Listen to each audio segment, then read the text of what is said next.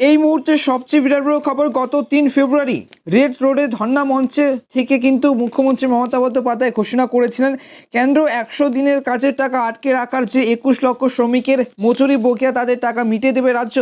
এর ৩ সপ্তাহের মাথায় মঙ্গলবার পুরুলিয়ার সভা থেকে কিন্তু মুখ্যমন্ত্রী জানিয়ে দিলেন যে ওই সংখ্যাটি হবে ৫০ লক্ষ। শুধু তাই নয়, এদিন ফের তার ঘোষণা ১ম এপ্রিলের মধ্যে কেন্দ্র টাকা না দিলে প্রথম পর্যায়ে আবাস প্রকল্পের যে ১১ লক্ষ উপভোক্তার বাড়ি তৈরির কাজও কিন্তু শুরু করে দেবে রাজ্য। মুখ্যমন্ত্রীর কথায় ১ম এপ্রিলের মধ্যে যদি কেন্দ্র টাকা না ছাড়ে পর্যায়ে যে প্রথম পর্যায়ের ১১ লক্ষ বাড়ি আমরাই কিন্তু করে দেব। যারা শংসাপত্র পেয়েও এখনও বাড়ি পাননি তাদের টাকা রাজ্যই দেবে। আগেও আমরা ৪৭ লক্ষ বাড়ি করে দিয়েছি।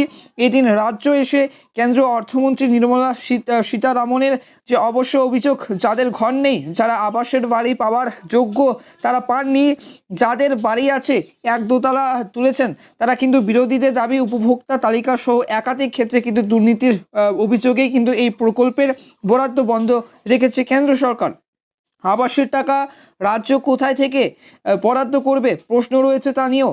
এই দিন কিন্তু কলকাতায় এসে নির্মলা ১০০ দিনের কাজে দুর্নীতি নিয়েও কিন্তু প্রশ্ন তোলার পরে নতুন করে কিন্তু জোরদার চর্চা শুরু হয়েছে। টাকা বকেয়া থাকা শ্রমিকের যে সংখ্যা নিয়েও কিন্তু এই দিন মুখ্যমন্ত্রী বলেন ২১ লক্ষ শ্রমিক সংখ্যা নয়, এটা কেন্দ্র সরকারের পোর্টাল থেকে নিয়েছিলাম আমরা। এখন দেখতে পাচ্ছি যে ওটা প্রায় ৫০ লক্ষ, তারা যে কাজ করেছিলেন সেই টাকা পেয়ে যাবেন। এই বিষয়ে কিন্তু বিশ্লেষকদের একাংশের প্রশ্ন, ১০০ দিনের কাজের প্রকল্পের মূল তালিকা তো একটি হওয়া উচিত। সেখানে কিন্তু মজুরি প্রাপকদের সকলের যে নাম থাকার কথা। ২০২১-এর যে ডিসেম্বরের পরে এ রাজ্য এই প্রকল্পে আরও কোনো কাজ হয়নি, ফলে তাতে কিন্তু নতুন শ্রমিক যুক্ত হওয়া সম্ভব নয়। বরং তালিকা খতিয়ে দেখার পরে কিন্তু ভুয়ো জব কার্ড ইত্যাদির অভিযোগ সত্যি বলে দেখা গেলে কিছু নাম বাদ যেতে পারে। তাহলে কিন্তু দফায় দফায় উপভোক্তার সংখ্যা বাড়ছে কীভাবে? পঞ্চায়েত মন্ত্রী প্রদীপ মজুমদারের ব্যাখ্যা, আগে কিন্তু কেন্দ্রের পোর্টাল থেকে তথ্য নেওয়া হয়েছিল, পরে বাড়ি বাড়ি সমীক্ষা করে অনেক পুরনো বকেয়া ধরা পড়েছে। এই মজুরির যে সরাসরি ব্যাংক অ্যাকাউন্টে কিন্তু পাঠানো হয় সেগুলোও কিন্তু সমীক্ষা করা হয়েছে। নিয়ম অনুযায়ী আবাসের একটা কিন্তু বাড়ি তৈরিতে ৯০টি কর্মদিবস কর্মদিবস পাওয়া যায়। মোট যত কর্মদিবস হয়েছে এবং যার মজুরি আসেনি সেগুলিও কিন্তু সব একত্রিত করা হয়েছে। যদিও প্রশাসনিক সূত্রে খবর ১০০ দিনের কাছে যাবতীয় তথ্য পরিসংখ্যান কেন্দ্রের যে পোর্টালেই থাকে, রাজ্যের নিজস্ব হিসাব রাখার দরকার হয় না। পশ্চিমবঙ্গ ক্ষেত মজুর কিন্তু সমিতি রাজ্য কমিটির যে সদস্য অনুরাধা তলোয়ারের যে কথায় যে কেন্দ্র রাজ্য কাজ বন্ধ করার পরে যে কিছু জব কার্ড বাতিল করেছিল, তবে রাজ্য সরকার এখন শ্রমিক সংখ্যার যে তথ্য দিচ্ছে তা কিসের ভিত্তিতে কিন্তু জানি না।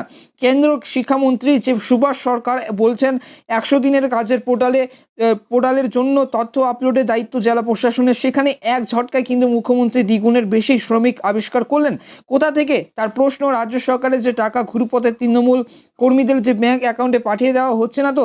তৃণমূলের একটি সূত্রের পাল্টা দাবি যে দলের যে সহায়তা শিবির চলছে তার থেকে কিন্তু এমন তথ্য সামনে এসেছে। এই শিবিরে যেহেতু সব সরকারি নথিপত্র বা সহ আবেদন করা হচ্ছে, তাই ভুলভ্রান্তির কিন্তু সম্ভাবনা কম।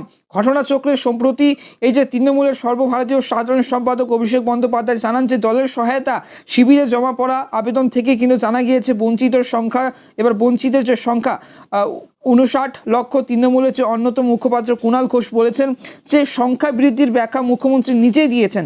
প্রথমে কতজন বকেয়া টাকা পাবেন তা স্পষ্ট ছিল না সরকারের কাছে। পরে যাদের কিন্তু নাম পাওয়া গিয়েছে তাদেরও কিন্তু অন্তর্ভুক্ত করে বকেয়া টাকা মেটাবে রাজ্য।